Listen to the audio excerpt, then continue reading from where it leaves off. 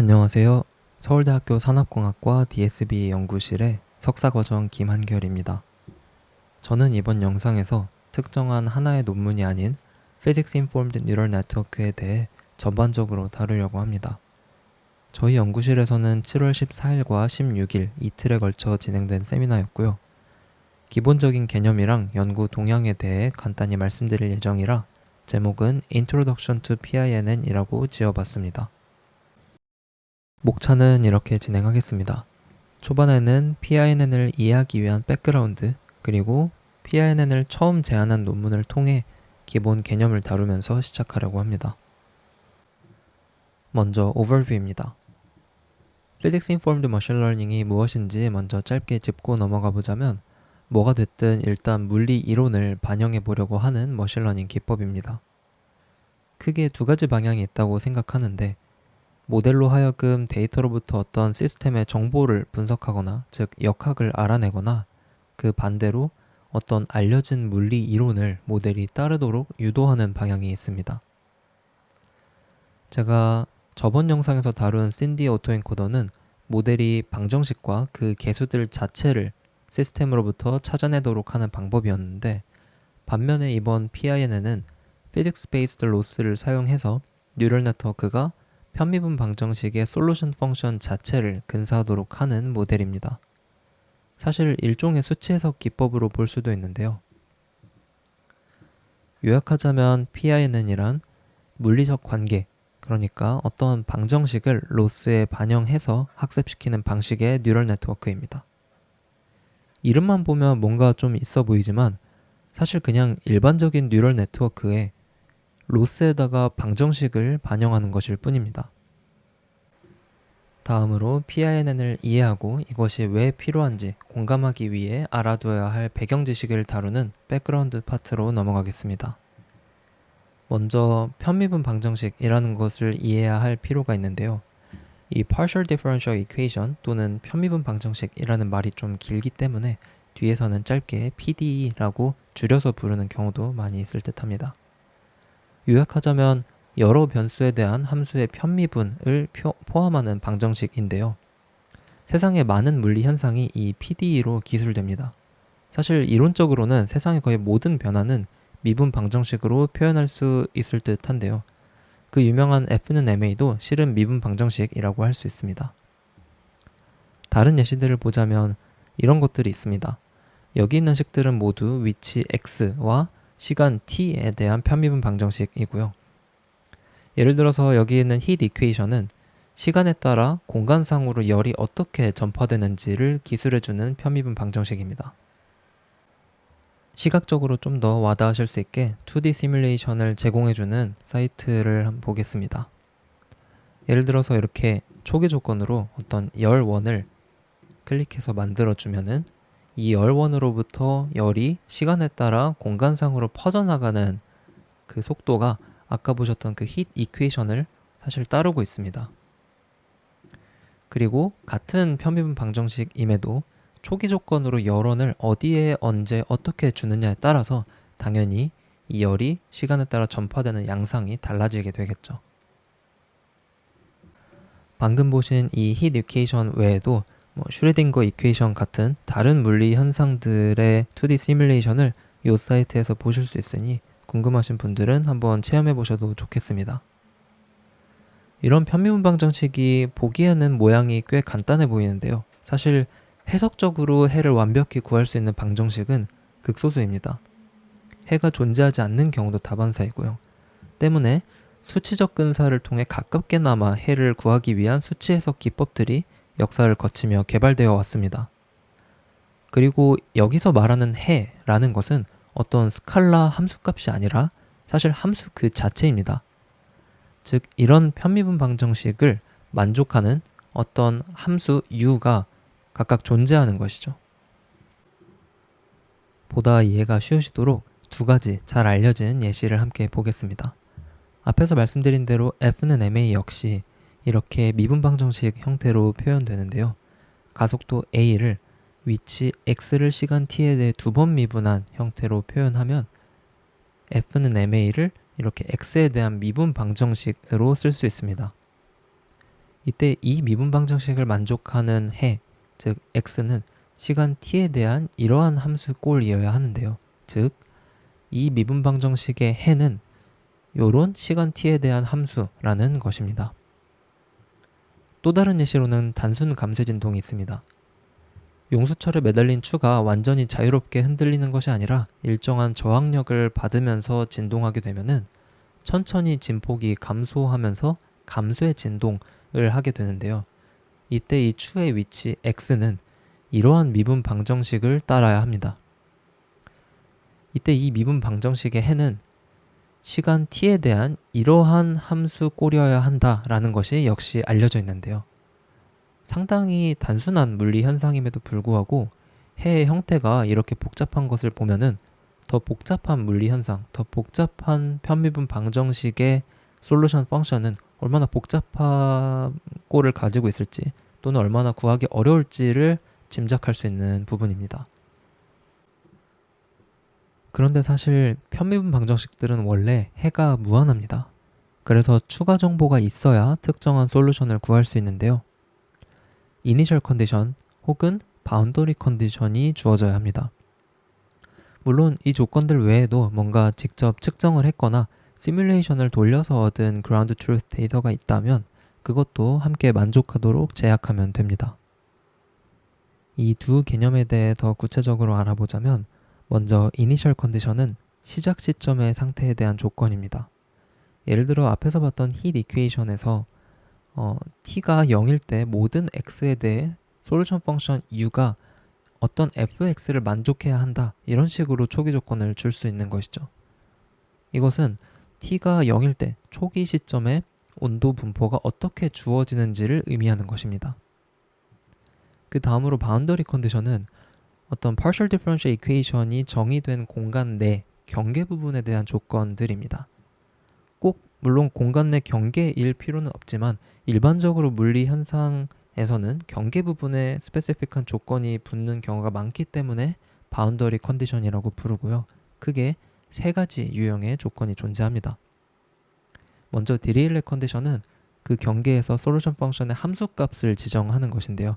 예를 들어서 x가 0일 때 모든 t 시점에 대해 함수값이 0이어야 한다라고 하면은 이것은 힛 이퀘이션에다가 대입하면 x가 0일 때는 온도가 항상 0이어야 한다라고 풀이할 수 있는 것이죠.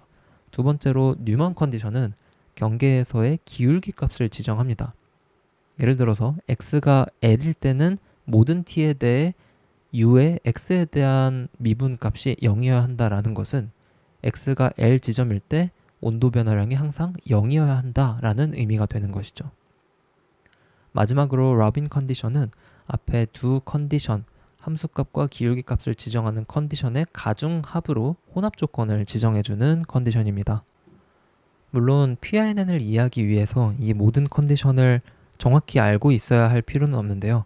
이런 바운더리 컨디션과 이니셜 컨디션이 PD의 해를 결정하는 데 상당히 중요하다라는 것만 이해를 해주시면 되겠습니다.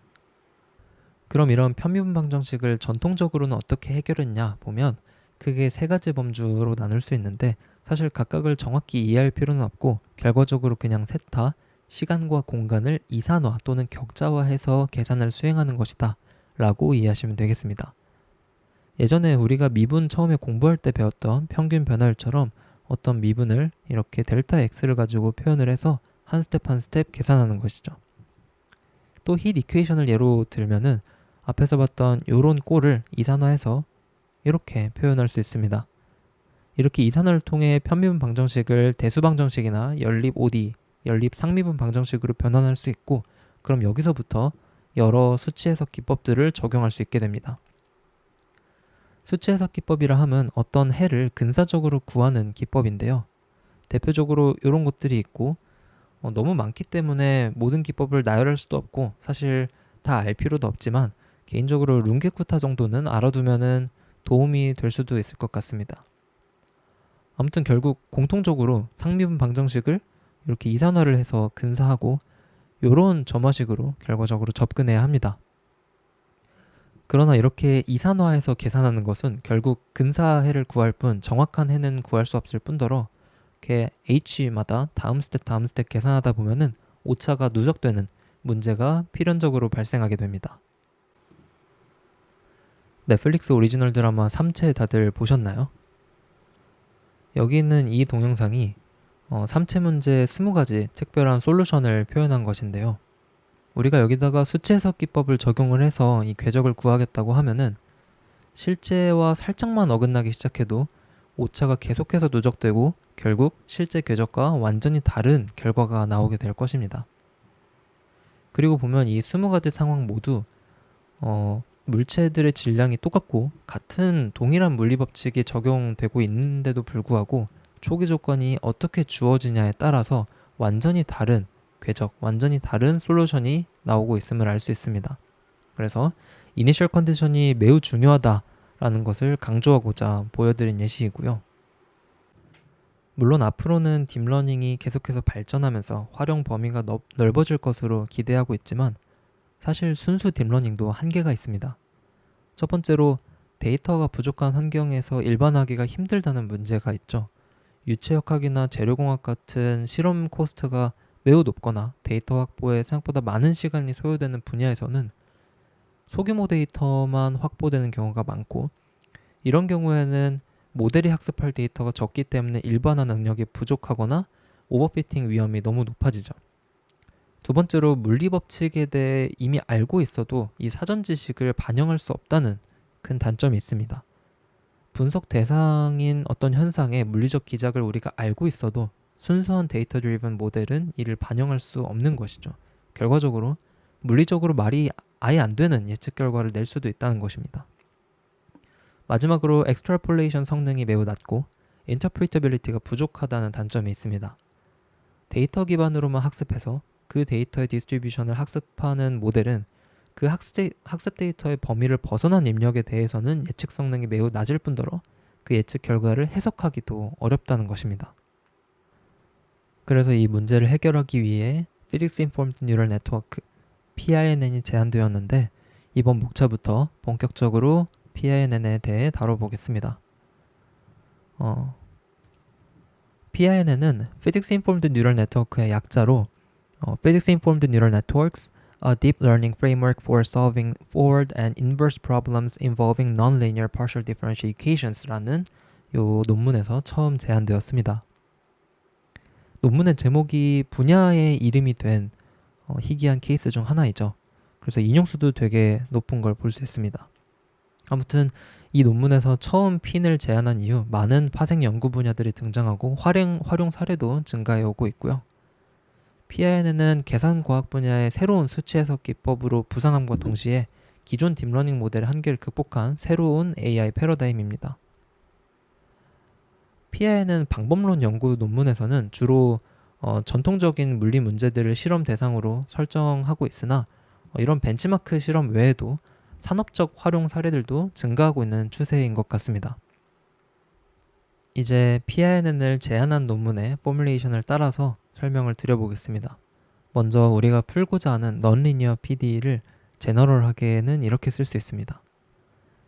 여기서 이 방정식을 구성하는 각 요소들에 대해 설명드리면 t와 x에 대한 함수인 u는 편미분 방정식의 솔루션 펑션 해 함수이고요. n은 넌리니어 오퍼레이터 비선형 연산자라고 하는데 이게 뭔지 잘 감이 안 오시는 분들을 위해 앞에 나왔던 히트 이퀘이션을 또 다시 불러와서 생각해보면 요 라운드 U, 라운드 T는 여기 똑같이 있으니까 요 항만 좌변으로 넘겨보면은 여기서의 넌리니어 오퍼레이터는 요 항이다 라는 것을 아실 수 있습니다. 그리고 요 오메가는 그냥 X가 정의된 공간일 뿐이고요. 이렇게 PDE가 주어졌을 때 PINN에게 크게 두 가지 유형의 프로블럼, 두 가지 유형의 태스크가 주어질 수 있습니다. 첫 번째로 편미분 방정식의 개수가 고정되어 있을 때, 그러니까 우리가 그 편미분 방정식을 완벽히 알고 있을 때 솔루션 펑션을 구하는 데이터 드리븐 솔루션 문제가 있겠고요. 두 번째로 그 솔루션 펑션의 폼은 알고 있을 때 관측 데이터에 가장 잘 부합하는 람다를 찾는 그런 데이터 드리븐 디스커버리 방식이 태스크가 있겠습니다. 먼저 첫 번째 유형의 프로블럼 데이터 드리븐 솔루션에 대해 이야기를 해보면은 이 태스크의 목적은 로스 펑션의 PD를 반영해서 뉴럴 네트워크 자체가 partial differential equation의 해를 근사하도록 하는 것입니다. 일단 앞에 나왔던 미분 방정식의 값을 f라고 하겠는데요. 앞에서 나왔던 걸 보면은 이 값은 원래 0이 되어야 하는데 모델이 예측한 솔루션 펑션 u hat 근사한 u hat을 이 편미분 방정식에 대입하면 어쨌든 완벽한 0이 되지 않고 오차가 존재할 수밖에 없겠죠. 그래서 이 잔차 레지듀얼을 f라고 두겠습니다. 이걸 앞으로는 PD 레지듀얼이라고 부를 텐데요. 그럼 이제 이 PD 레지듀얼을 가지고 PINN만의 로스를 이렇게 정의할 수 있습니다. MSE 두 개의 가중 합인 건데요.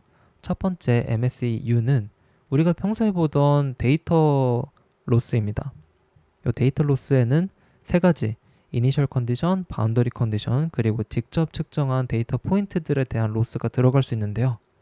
예를 들어서 이니셜 컨디션과 바운더리 컨디션에 대해 어떤 점들을 샘플링 한 다음에 이거를 추가적인 측정 데이터와 함께 그라운드 트루스로 주면은 모델이 예측한 함수값과 그 차이를 가지고 MSE를 계산할 수 있겠죠.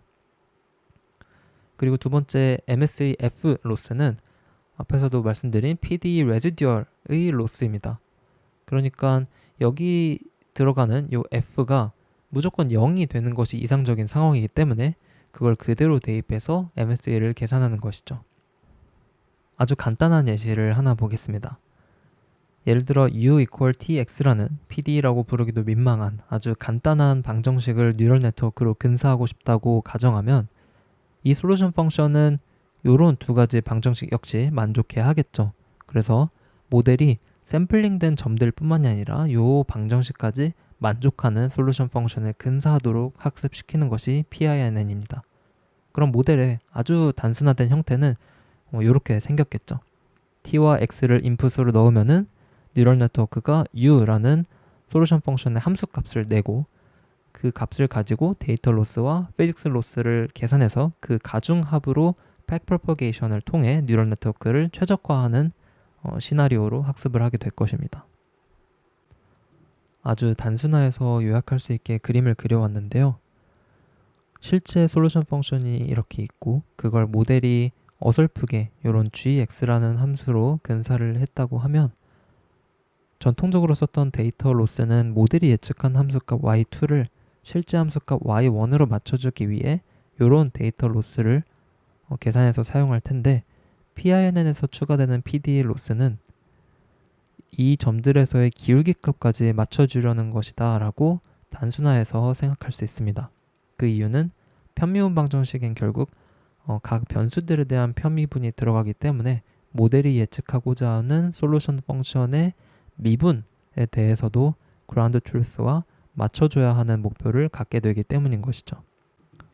뭔가 좀 있어 보이는 그 유명한 슈레딩거 방정식도 이걸로 근사할 수 있습니다. 논문에서 실험한 데몬스트레이션 물리 현상들 중 하나인데요.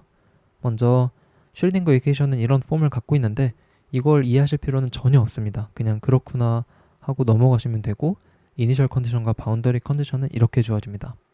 근데 이 컨디션이 식으로 되어 있어서 좀 어렵게 느껴지실 수 있는데 사실 별게 아닙니다. 왜냐면 이니셜 컨디션부터 보면은 t가 0일 때 어떤 x에 대해서도 그냥 이 식을 만족해야 한다는 것일 뿐이라서 그냥 어떤 x 값을 샘플링해서 이 식에 집어넣으면은 그냥 어떤 값이 튀어나올 것이기 때문에 우리가 해야 할 것은 그냥 t가 0일 때 여러 개의 x를 샘플링해서 대입한 다음 그걸 트레이닝 인풋, 아웃풋으로 사용하기만 하면 되는 것입니다. 바운더리 컨디션도 마찬가지죠. 그냥 어떤 값을 대입했을 때, 어떤 t 값을 대입했을 때 그냥 그 인풋과 아웃풋을 모델이 만족하도록 로스만 계산해주면 되는 것입니다. 사용한 모델 구조도 엄청 간단한데요. 5개 레이어의 MLP를 사용했고 각 레이어별 뉴런 수는 100개의 액티베이션 펑션도 일반적인 하이퍼볼릭 탄젠트를 사용했습니다. 실험에서 사용한 데이터 포인트들은 이니셜 컨디션에는 50개, 바운더리 컨디션을 위해서는 50개 샘플링 되었고 PD 레지듀얼을 0으로 맞춰주기 위한 데이터 포인트는 2만 개가 샘플링 되었습니다. 간단하게 그림으로만 결과를 보면 요 피규어에서 까만 X들이 이니셜 혹은 바운더리 컨디션을 위해 샘플링된 포인트들입니다. t가 0일 때 샘플링된 것들이 이니셜 컨디션을 위한 포인트들이겠고요. x가 -5 또는 5일 때 시간에 걸쳐 샘플링된 것들이 바운더리 컨디션을 위해 샘플링된 포인트들이겠습니다. 이렇게 학습한 PINN의 프리딕션 결과도 상당히 정확함을 이 피규어에서 보실 수 있습니다. 그 다음은 두 번째 문제. 아까는 솔루션이었는데 이건 데이터 드리븐 디스커버리입니다. 말씀드렸듯이 아예 PD의 개수 자체를 찾아야 하는 문제인데요.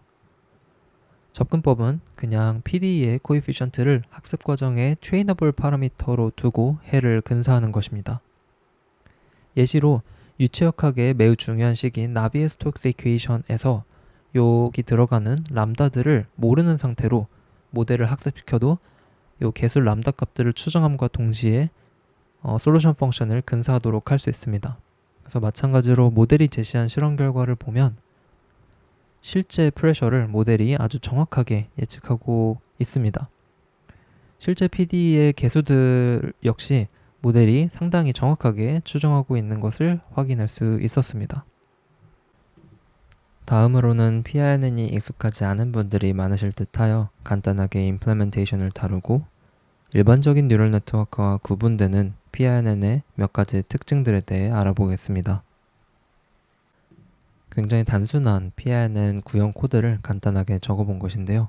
기존의 MLP 모델과 다른 점은 이렇게 PD 레지듀얼 로스를 계산하는 부분을 추가한 것밖에는 없습니다.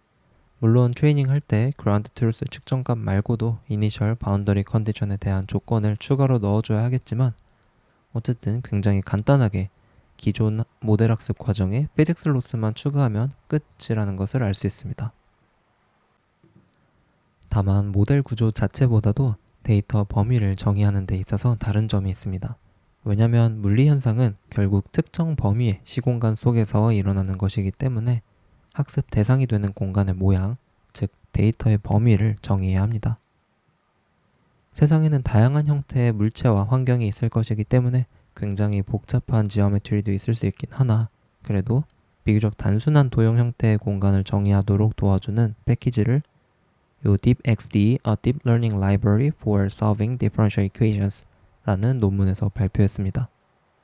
참고로 PINN을 처음 발표한 연구실이랑 같은 연구실이고요. 요 DeepXD에서는 학습 대상이 되는 공간의 모양을 구성하고 그 공간의 Initial Boundary Condition을 손쉽게 설정하도록 해줍니다. 실제로 직접 확인해보니 이후에 꽤 여러 PINN 논문에서 요 DeepXD를 이용해서 학습 공간을 정의하고 있었습니다. 패키지의 사용법을 조금만 더 알아보면 이렇게 빌트인 지오메트리스 중에서 사용할 기본 도형의 모양을 고르고 그 기본 도형들끼리 집합연산을 해서 모양을 정의할 수 있도록 해줍니다. 여기 그림에 간단한 예시가 있는데요. 코드를 봐도 렉탱글처럼 도형도 정의하고 특정 바운더리 컨디션도 메서드로 설정해서 쉽게 적용할 수 있습니다. 물론 이 논문의 핵심은 DeepXD 패키지를 발표했다라는 것이긴 하나 여기서 일반적인 뉴럴 네트워크와 구분되는 핀의 흥미로운 특징을 한 가지 소개하고 있어서 말씀드리고 싶은데요. 바로 일반적인 뉴럴 네트워크는 타겟 펑션의 로우 프리퀀시 컴포넌트를 먼저 학습하는 경향이 있는데 핀은 하이 프리퀀시와 로우 프리퀀시 컴포넌트를 동시에 학습하는 능력이 있다는 특징입니다. 이렇게 되면 학습 속도와 안정성이 뛰어나지는데요. 예를 들어서 1차원 포화성 이퀘이션을 학습하는 경우 프리퀀시별 학습되는 펑션의 앰플리튜드 변화를 이터레이션에 따라 그래프를 그려봤더니 학습 이터레이션에 따라 학습되는 펑션들의 프리퀀시가 로우 프리퀀시부터 하이 프리퀀시로 옮겨가는 반면에 PINN은 동시에 학습하고 있는 것을 볼 수 있습니다. 이것이 한 가지 흥미로운 특징이었는데 다만 여전히 하이 프리퀀시 컴포넌트를 상대적으로 학습하기 어려워하는 스펙트럴 바이어스는 여전히 PINN의 고질적인 문제거리긴 합니다. 이 원인에 대한 실마리를 주는 연구들이 좀 있는데 뒤에서 다루게 될 것 같습니다. 또 다른 특징으로는 MLP를 모델 구조로 주로 사용한다는 것입니다. Universal Approximation Theorem이 근거인데요. 이 정리를 요약하자면 충분히 많은 뉴런 그리고 적절한 액티베이션 펑션을 사용한 피드포워드 뉴럴 네트워크는 임의의 연속 함수를 근사할 수 있다라는 것입니다. 물론 트랜스포머를 사용한 핀스포머와 같은 다른 구조를 시도한 연구들도 물론 존재하는데요. 일반적으로는 MLP를 사용하는 것 같습니다. 그런데 PD 솔루션 펑션이 아니라 아예 오퍼레이터, 연산자 자체를 근사해버리고 싶으면 어떡할까요? 그때도 이 UAT 정리가 모든 함수를 근사할 수 있음을 알려주는 것처럼 뉴럴 네트워크로 연산자도 근사할 수 있을까요? 그에 대한 답을 이 논문에서 찾을 수 있습니다. Learning Nonlinear Operators via Deep O-Net based on the Universal Approximation Theorem of Operators 라는 논문이고요. 역시 같은 연구실에서 제안했습니다. UAT에 따라 어떤 함수를 근사하는 것뿐만 아니라 오퍼레이터, 연산자 자체를 근사할 수도 있다는 Universal Approximation Theorem for Operators라는 정리에 근거하여 Deep O-Net이라는 모델을 제안한 건데요. 즉, 펑션 투 펑션 매핑이 가능하다는 겁니다. 다시 말하면 어떤 함수의 함수값들을 인풋으로 받고 그 함수의 오퍼레이터를 적용하여 변환한 다른 함수의 함수값들을 아웃풋으로 내는 펑션 투 펑션 매핑을 해주는 연산자를 모델로 근사하겠다는 것이 이 Deep O-Net 논문의 골자입니다. 이 Deep O-Net 모델을 너무 자세히는 보지 않을 거고 연산자를 근사한다는 것이 어떤 의미인지 이해를 돕기 위해 간단한 예시만 보고 넘어가겠습니다. 예를 들어 우리가 이렇게 간단한 연산자를 근사하고 싶다고 가정하겠습니다. 정확히 말하면 U라는 함수를 S라는 함수로 매핑하는 연산자 G를 배우고 싶은 건데요. 다시 말하면 U라는 함수를 0부터 Y까지 정적분하여 SY라는 함수로 변환해주는 연산자, 정적분 연산자 G를 모델이 학습하도록 하고 싶은 것입니다. 이 연산자 자체를 학습하고 싶은 상황이기 때문에 당연히 U라는 펑션에 뭐가 들어갈지는 미정입니다. 예를 들어 트레이닝 단계에서 UX를 sin 2πx로 두고 x가 0과 1 사이의 값을 갖고 있다고 할 때 이 구간에서 100개의 포인트를 샘플링해서 트레이닝 인풋으로 사용한다는 것의 의미는 이 각각의 포인트에서의 함수값 UX1부터 UX100까지를 트레이닝 인풋으로 사용한다는 것입니다. 이것은 브랜치넷의 입력으로 들어가게 되고요. 다음으로 모델이 지금 어떤 하나의 값을 아웃풋으로 내야 하는 상황이기 때문에 이 정적분의 끝값인 y도 샘플링을 해서 넣어줘야겠죠.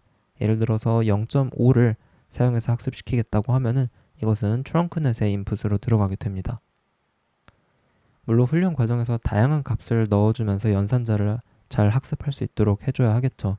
결과적으로 이 케이스에서는 모델이 이 식에다가 각 식과 값을 대입한 요 값을 예측해야 하는 것입니다. 그렇게 해서 트레이닝 과정에서 정적분 연산자를 모델이 잘 근사를 해냈다면 테스트에서는 다른 형태의 펑션을 넣어도 정적분으로서 잘 역할을 수행해야 할 것입니다. 예를 들어 UX의 x제곱을 넣었다면은 여기서는 브랜치넷에 x1 제곱부터 x100 제곱까지 인풋으로 들어가게 되겠죠. 그리고 트렁크넷의 인풋으로 0.8을 넣는다면 이 케이스에서 모델은 이러한 값을 예측값으로 잘 내어야 하는 것입니다. 이렇게 딥 오넷과 같은 모델로 함수뿐만 아니라 어떤 연산자 자체도 근사할 수 있다는 이런 사례는 Physics Informed AI에서 상당히 중요한 개념 중 하나입니다. 다음으로는 그래서 PINN을 실제로는 어떻게 활용할 수 있는지 알아보기 위해 한 가지 어플리케이션 연구를 소개해 드리겠습니다. 역시 또 같은 연구실에서 제안한 Physics Informed Neural Networks for Inverse Problems in Nano-Optics and Metamaterials 라는 논문인데요. 요약하자면 핀을 활용해 헬름홀츠 이퀘이션을 만족하는 메타물질을 역설계한 논문입니다. 여기서 좀 생소한 키워드들이 보이는데 하나씩 간략하게 짚어보자면 먼저 메타물질은 자연에 존재하지 않는 인공적으로 구조를 설계하여 원하는 성질을 갖도록 한 소재를 부르는 말입니다. 그러니까 사람이 인위적으로 설계한 소재, 물질들을 다 그렇게 부를 수 있겠고요. 인버스 디자인이라는 용어를 이해하기 위해서는 forward problem과 inverse problem이 무엇인지 알아야 합니다. forward problem은 어떤 시스템에 주어졌을 때 그로부터 데이터를 추정하는 것이고, inverse problem은 어떤 결과물 데이터가 주어졌을 때 그 데이터가 산출된, 그 데이터를 산출시킨 시스템의 정보가 어떤 것이었는지를 역으로 추정하는 과정입니다. 당연히 inverse problem이 훨씬 어렵겠죠. 그래서 실제로도 일반적으로 forward problem은 실험이나 시뮬레이션으로 접근이 가능하지만 inverse problem은 거의 불가능합니다. 그러나 딥러닝에게는 인풋 아웃풋 데이터셋만 있다면 inverse problem도 충분히 그 사이를 매핑하는 펑션을 모델이 근사하도록 할 수 있기 때문에 PINN에게도 inverse 디자인이 가능하겠다라는 아이디어에서 시작한 것이죠. 논문의 백그라운드를 간략하게 말씀드리면 물체는 유전율, permittivity라는 것을 갖고 있는데요. 이 유전율에 따라서 외부 전기장에 대한 투과, 굴절 반응이 달라지게 됩니다. 자세히 아실 필요는 없지만 외부 전기장과 유전율의 관계가 아래의 헬름홀츠 이퀘이션을 따라야 하는 것이 알려져 있는데요. 이 방정식을 이해하실 필요는 전혀 없고 그냥 이런 미분 방정식을 사용해서 핀 모델을 학습시킨다 라는 것만 이해하시면 되겠습니다. 이 논문에서 설정한 문제 상황은 이렇게 작은 원통형 물체들을 빼곡히 배열하고 이 특정 유전율을 가진 물체들을 배열한 후에 전기장을 왼쪽에서 가하면은 이렇게 어느 부분에서는 잘 투과하지 못하고 어느 부분에서는 굴절이 일어난 전기장 필드가 나오게 되는데요. 이 핀 모델을 가지고 하고 싶은 것은 원하는 형태의 전기장 필드를 인풋으로 넣고 핀 모델이 이 필드를 만들 만한 물체의 유전율 값을 잘 추정하도록 하는 것입니다.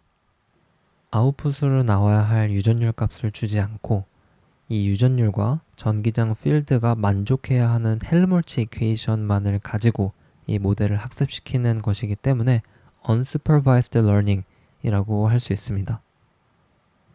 유전율이 주어졌을 때 전기장 필드를 예측하는 forward problem은 기존의 시뮬레이션 기법으로 충분히 가능하지만 이런 원하는 전기장 필드를 갖고 이 필드를 만들 만한 유전율 값을 역으로 추정하는 inverse problem은 기존의 방법론으로 거의 불가능하기에 이 핀 모델이 이 inverse problem을 해낸다면 상당히 의미 있는 것이죠.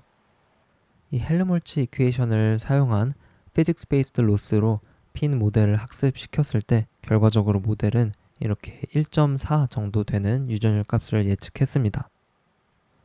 이제는 이 값이 맞는지 검증하기 위해서 forward problem이니까 시뮬레이션을 돌리면 되는데요.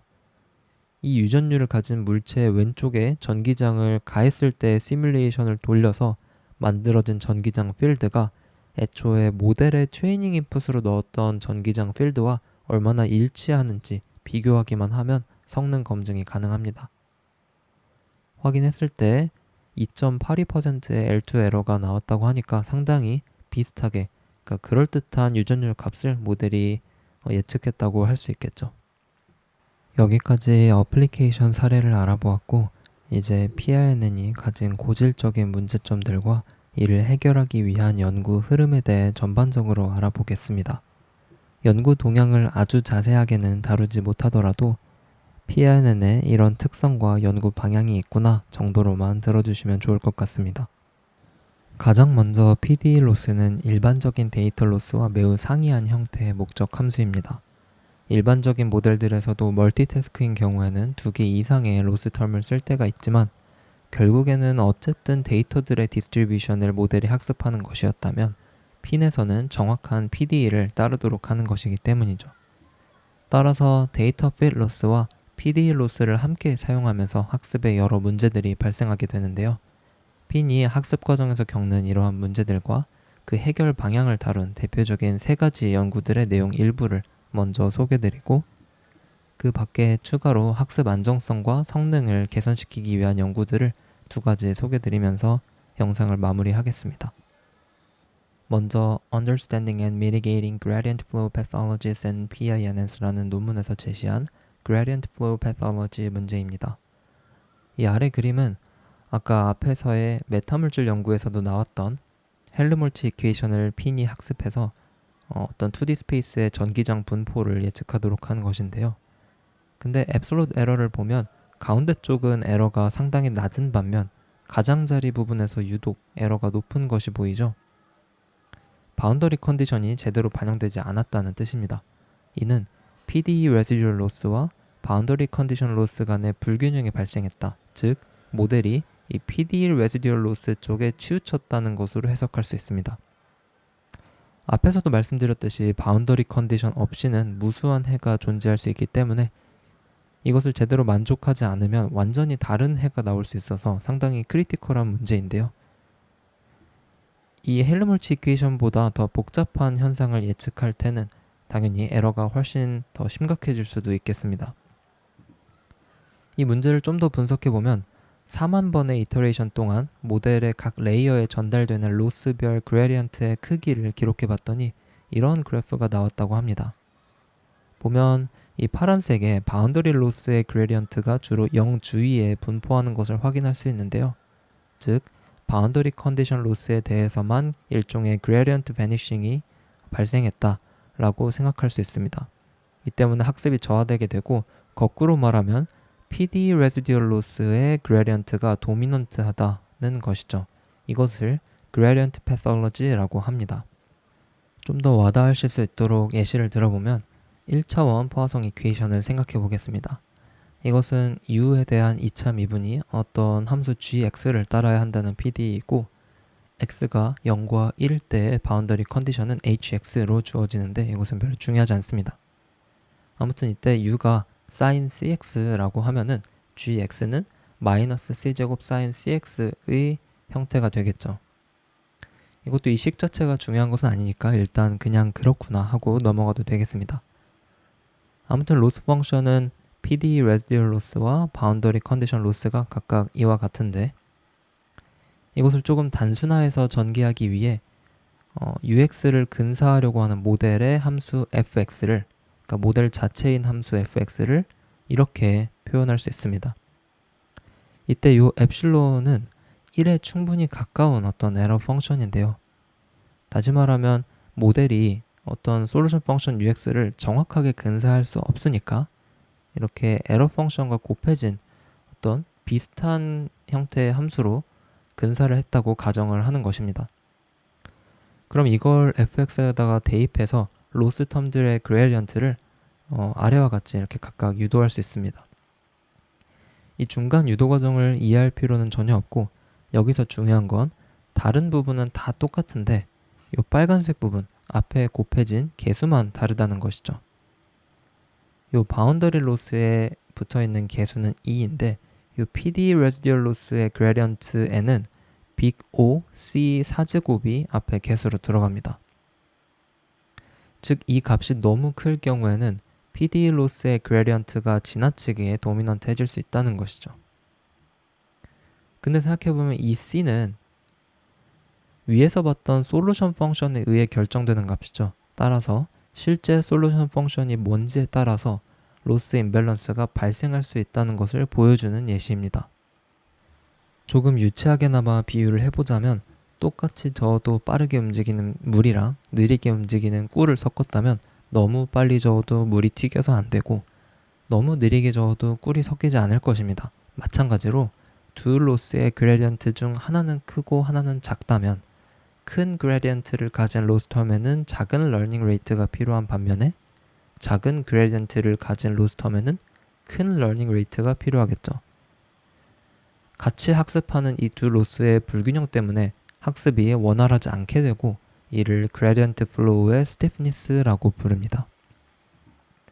논문에서는 이를 완화하기 위해 러닝 레이트 어닐링 알고리즘을 제안했는데요. 거창한 것은 아니고 각 데이터 로스, 그러니까 바운더리 컨디션 로스나 이니셜 컨디션 로스의 가중치 람다 i를 그레디언트에 따라 조절하는 알고리즘입니다. 자세히 이 알고리즘을 알아보진 않을 텐데 결과적으로 아래의 피규어에서 보이는 것처럼 바운더리 컨디션 에러를 상당히 줄이는 데에 성공했습니다. 그러나 사실 로스 텀의 가중치를 똑같이 맞춰주더라도 여전히 그레디언트 플로우 임밸런스는 존재할 수 있습니다. When and Why PINNs Fail to Train이라는 논문에서 제시한 이론적 분석인데요. 모델이 각 로스텀에 의해 얼마나 업데이트 되는지를 나타내는 Neural Tangent Kernel Matrix K의 아이겐밸류를 비교했을 때 바운더리 컨디션 로스의 센시티비티를 나타내는 KUU보다 PD Residual Loss의 센시티비티를 나타내는 KRR의 아이겐밸류가 훨씬 크게 나타났다고 합니다. 이것이 의미하는 것은 그러니까 PD Residual Loss의 모델이 더 민감하게 학습되고 반응한다는 것이죠. 실험에서도 두 로스텀의 컨버전스 레이트의 차이가 이렇게 발생했고요. 모양은 비슷해 보이지만 이 피규어의 Y축을 보면 스케일이 매우 차이가 납니다. 이런 임밸런스를 해결하기 위해 이 논문에서는 로스텀의 다이내믹 웨이팅 알고리즘을 제안했으나 앞에 봤던 논문에서 제안한 알고리즘과 크게 차이가 없는 방식이라 개인적으로는 결국 문제를 근본적으로 해결한 것은 아니라고 생각합니다. 이런 로스텀 간 불균형 문제의 또 다른 유형을 알아보겠습니다. Characterizing Possible Failure Modes in PINN 이라는 논문에서 제시한 사례인데요. 예를 들어 이렇게 생긴 1차원 컨벡션에 대한 PDE에는 개수 베타가 들어갈 수 있는데요. 원래라면 이 베타에 어떤 값이 들어가든 결국 똑같은 PDE일 뿐이니까 모델이 똑같이 학습할 수 있어야 할 텐데 이상하게도 베타가 커질수록 에러가 급격히 증가하는 현상이 있었습니다. 공간이 부족해서 담진 않았지만 베타가 작을 때는 이런 에러가 거의 없다가 그러니까 익섹트 솔루션을 거의 똑같이 근사를 하다가 베타를 30까지 올리니까 PINN이 근사한 솔루션이 완전히 엉망으로 나온 모습인데요. 이 아래 로스 랜드스케이프 역시 베타가 클수록 점점 뾰족한 모양이 많아지면서 불안정한 형태를 보이는 것을 관찰할 수 있었습니다. 이 논문에서는 이런 현상을 완화하기 위해 Curriculum Regularization 이라는 방법을 제안했는데요. 앞에서 보았던 로스 밸런싱과는 아예 다른 접근으로 PD의 개수 베타를 학습 이터레이션에 따라 점차 이렇게 키워가면서 PINN이 보다 수월하게 학습하도록 유도하는 것입니다. 피규어를 보면 커리큘럼 트레이닝을 적용했을 때 에러가 훨씬 줄어들고 실제 솔루션과 거의 유사한 예측을 보이게 됩니다. 즉, 로스텀을 조절하는 것 말고도 아예 학습하려는 PD의 코에피션트를 조절하는 것이 필요할 수도 있다는 것이죠. 이후로도 핀의 학습 안정성과 성능을 개선시키기 위한 연구들이 많이 나왔는데요. 그중 짧게 2개 논문의 아이디어만 소개드려 보겠습니다. 먼저 Gradient Enhanced Physics Informed Neural Networks for Forward and Inverse PD Problems라는 논문에서 제안한 GPINN입니다. 먼저 PD 레지듀얼을 다시 생각해보면 모델이 근사한 U-hat, 이 U-hat XT를 대입했을 때 PD 레지듀얼이 0이 되기를 바라고 있는 상황이죠. 즉, 이상적인 상황에서 이 레지듀얼 F는 모든 X, 모든 T에 대해 0이어야 합니다. 그 말은 모든 X, 모든 T에 대한 F의 기울기 또한 0이어야 하겠죠. 따라서 G핀에서는 이 PD 레지듀얼의 기울기도 함께 로스로 사용합니다. 여기 들어가는 LGI가 이런 텀이 되는데 이런 텀을 추가해서 가중합으로 더해서 최종적인 G핀 로스를 완성합니다.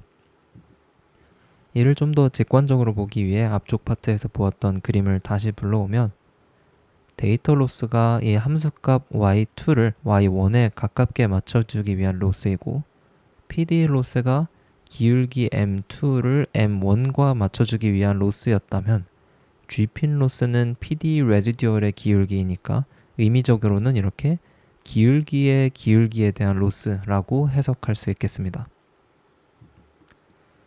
그런데 사실 이러한 로스텀은 당연히 일반 뉴럴 네트워크에도 적용이 가능한데요.